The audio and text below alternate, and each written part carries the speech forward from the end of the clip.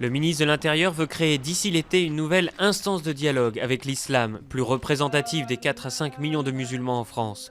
Réunie 2 fois par an autour du Premier ministre, comme son équivalent pour les catholiques, elle devrait traiter de la formation civile des imams, de l'abattage rituel ou de la sécurité des lieux de culte, dans le respect rigoureux de la laïcité. Toujours pas de revendication du rapt d'Isabelle Prime, cette Française de 30 ans enlevée mardi à Sanaa, avec son interprète yéménite Chérine Makawi, dont la famille a sollicité l'intervention des chefs tribaux. L'absence de diplomates occidentaux et d'autorités légitimes dans la capitale, tombée aux mains des miliciens houthis, complique les recherches. Les séparatistes pro-russes jouent l'apaisement et invitent les journalistes à constater leur retrait d'armes lourdes conformément aux accords de Minsk II. L'armée ukrainienne a salué mercredi une baisse considérable des tirs rebelles, mais dénoncé l'arrivée de renforts par la frontière russe. Les États-Unis accusent Moscou de mentir avec aplomb sur son rôle dans le conflit.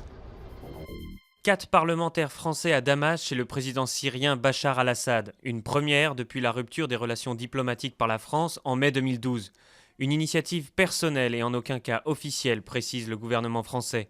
Dans le nord, près de 1000 familles chrétiennes assyriennes fuient les djihadistes après le rapt lundi de 90 de leurs proches par l'organisation État islamique. Ceci n'est pas une dissection mais la prochaine œuvre de Noortje Ziliustra. À 28 ans, elle fait partie d'un groupe d'artistes néerlandais dont les créations taxidermistes suscitent un engouement international.